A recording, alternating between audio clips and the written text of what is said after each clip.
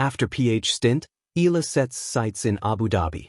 Eala hopes to regain her winning ways when she competes in the WTA 500 Abu Dhabi Open on February 1st to 7th at International Tennis Center in United Arab Emirates.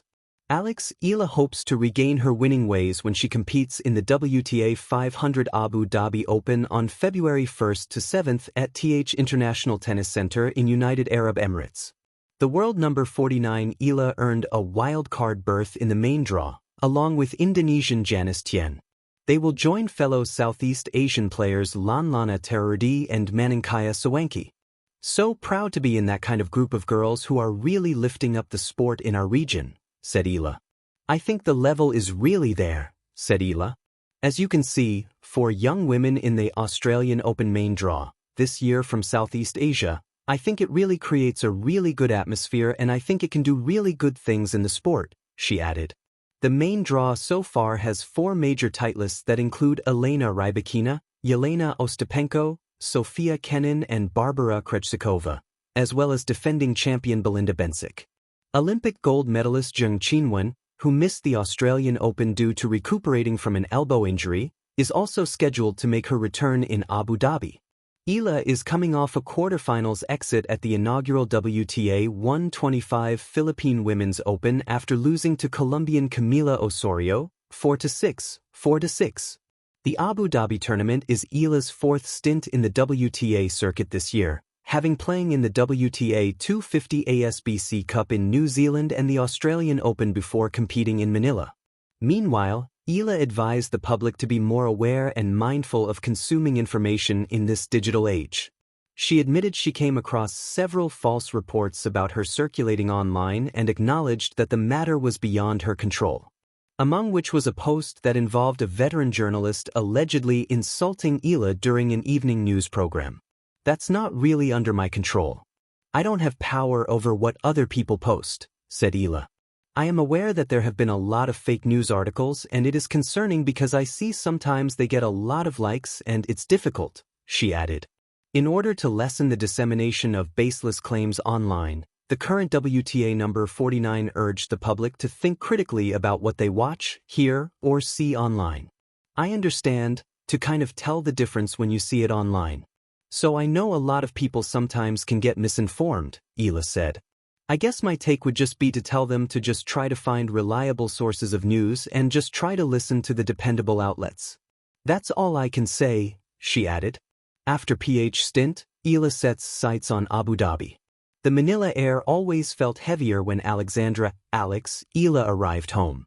Not heavier in the way of burden, but in memory, salt from the sea carried inland by afternoon winds, the echo of tricycles cutting through narrow streets, the warmth of a country that knew her not just as an athlete, but as their athlete. The Philippines was never just a stopover. It was a grounding, a reset, a reminder of why she picked up a racket in the first place. Her latest stint back home had been brief but meaningful. A handful of practices under the humid sun, quick charity hits with young players who watched her wide-eyed, media obligations squeezed between family dinners. Every return to the Philippines sharpened something inside her. The cheers were louder here, the expectations heavier, but so was the love. And then, as always, it was time to leave again. This time, Abu Dhabi awaited. Routes before routes. Eala's career has always moved at an unusual rhythm, fast, global, demanding, but her roots remained unmistakably Filipino.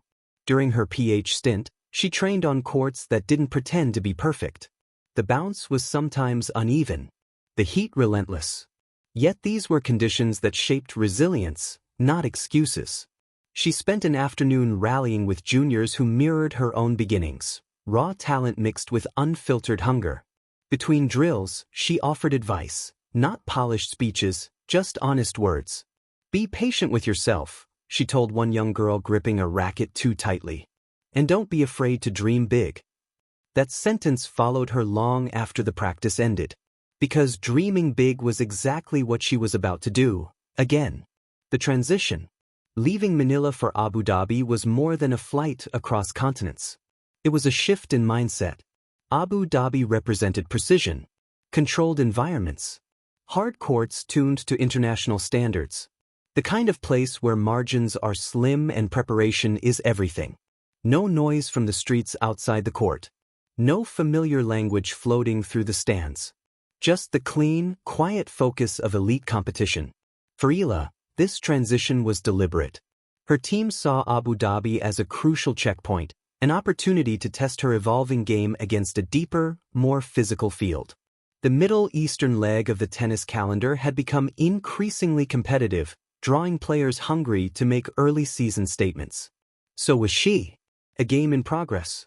Eala's game had matured since her early junior breakthroughs. The left-handed forehand still carried its trademark whip, but there was more patience behind it now.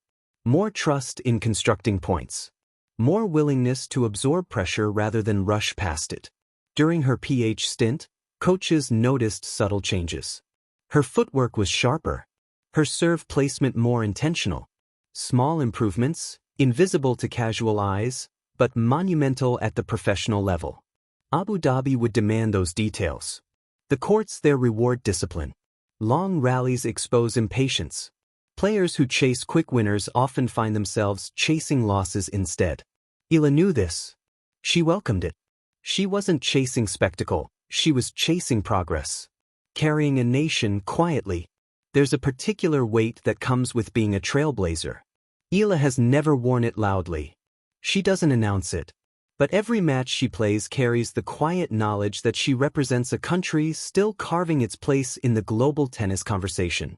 In Abu Dhabi, the flag beside her name might seem small on the draw sheet, but it means everything to those watching back home. She felt that during her PH stint. A security guard at the airport wished her luck. A kid asked for a photo with shaking hands. A coach thanked her for inspiring a generation. Those moments traveled with her. Not as pressure, but as fuel. Abu Dhabi mornings. In Abu Dhabi, mornings arrive differently. The sun rises clean and sharp, cutting through glass buildings and palm-lined roads. Eala's days there were structured. Early gym sessions. Tactical meetings.